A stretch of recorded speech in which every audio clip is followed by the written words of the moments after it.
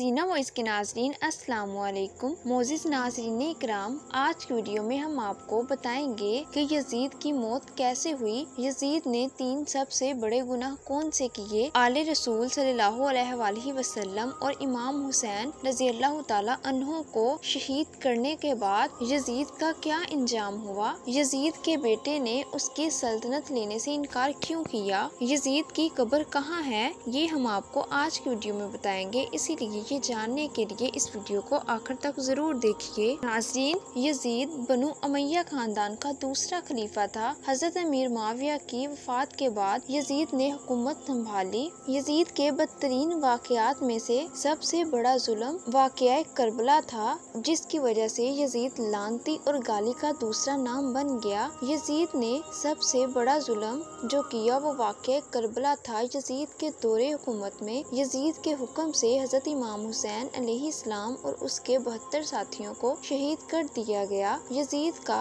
दूसरा सबसे बड़ा जुल्म ये था कि उसने खाना काबा पर हमला किया, काबा शरीफ पर पत्थर बरसाए और गिलाफे काबा में आग लगा दी। यजीद का तीसरा गुनाह मस्जिद नबवी के तकद्दुस को पमाल करना था। उसने मस्जिद नबवी में घोड़े बंधवा दिए और बहुत से असहाबा कराम रज़ियल्लाहु ताला अन्हु को शहीद कर दिया। यजीद का जुल्म इस कदर बढ़ चुका था कि उसने मस्जिद नबवी में 3 दिन तक घोड़े बंधवाए और 3 दिन तक घोड़ों का गंध उसमें फैलाए रखा। वाक़े करबला के बाद यजीद की मौत का भी वक्त करीब आ चुका था। यजीद ने बहुत ज्यादा जुल्म किया। यजीद की मौत सब के लिए इबरतनाक है। 10 मुहर्रमुल हराम 61 हिजरी को जब यजीद ने हजरत इमाम हुसैन रज़ियल्लाहु ताला अन्हु को मैदान करबला में शहीद करके हुकूमत संभाली तो वो उसकी हुकूमत भी ज्यादा देर तक चल ना सकी। यजीद की हुकूमत 3 साल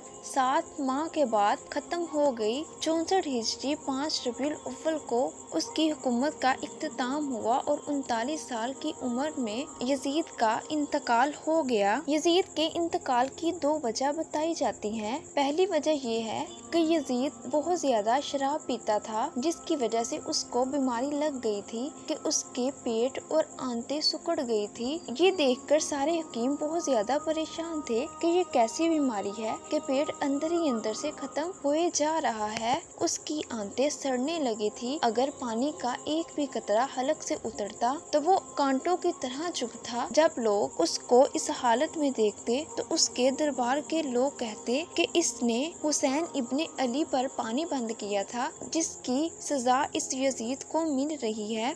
यजीद इस तकलीफ में बहुत ज्यादा मुब्तला था। वो इस तकलीफ की वजह से चीखे मारता और इस तकलीफ की वजह से अपने सर को पीटता रहता था। जब यजीद को अपनी मौत का अंदेशा हुआ तो उसने अपने बेटे अमीर मुआविया बिन यजीद को बुलाया और सल्तनत की पेशकश की तो उसका बेटा बेसाख्ता होकर चीख उठा और उसने अपनी बाप की पेशकश को ठुकरा दिया और कहा कि जिस सल्तनत पर आले रसूल के खून के दब्बे हो, मैं उस सल्तनत पर लानत भेजता हूँ और अल्लाह मुझे ऐसी सल्तनत से बचा कर रखे। मैं ऐसी सल्तनत नहीं संभालूंगा जो के नवासे रसूल सल्लल्लाहु अलैहि वसल्लम के खून से हासिल की हो। अपने बेटे के ये अल्फाज सुनकर यजीद तरफ उठा और रंजो गम में डूबा रहा। मुआविया अगरचे यजीद का बेटा था लेकिन नेक दिल था। वो अपने बाप के कामों से नफरत करता था। यजीद की मौत से चंद दिन पहले